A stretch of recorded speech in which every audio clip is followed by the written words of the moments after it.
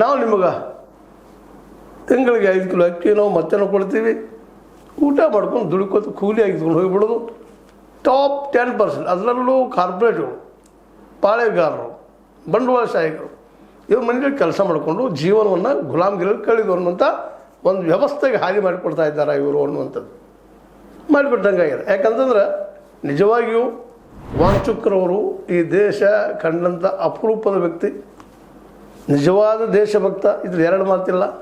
ಅಂಥ ದೇಶಭಕ್ತನಿಗೆ ಚೈನಾದವನು ಚೈನಾದ ಪ್ರಚೋದನೆ ಮಾಡ್ತಾ ಇದ್ದಾನ, ಮತ್ತೊಂದು ದೇಶದ ಪ್ರಚೋದನೆ ಮಾಡ್ತಾ ಇದ್ದಾನೆ ಅಂತೇಳಿ ಕೆಲವು BJPಯ ನೇತಾರರು ಮಾತಾಡ್ತಾ ಇರೋದು ಅತ್ಯಂತ ನೋವಿನ ವಿಷಯ.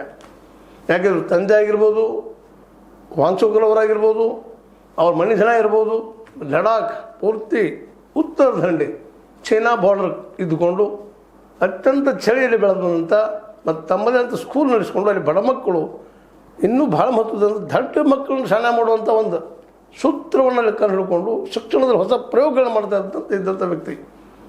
ಅಂಥ ವ್ಯಕ್ತಿ ಇವತ್ತ ಈ ಸರ್ಕಾರ ಯಾವ ರೀತಿ ನಡೆಸ್ಕೊಳ್ತವ್ರನ್ನಂದ್ರೆ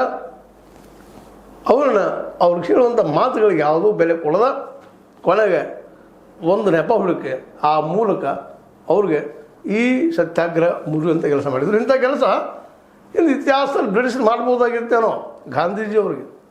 ಗಾಂಧೀಜಿಯವ್ರ ಹೋರಾಟ ಸಾಣದಲ್ಲ. ಉಪವಾಸ ಕೂಡುವುದಂತೆ ಅಸಾಧ್ಯದ ಮಾತು.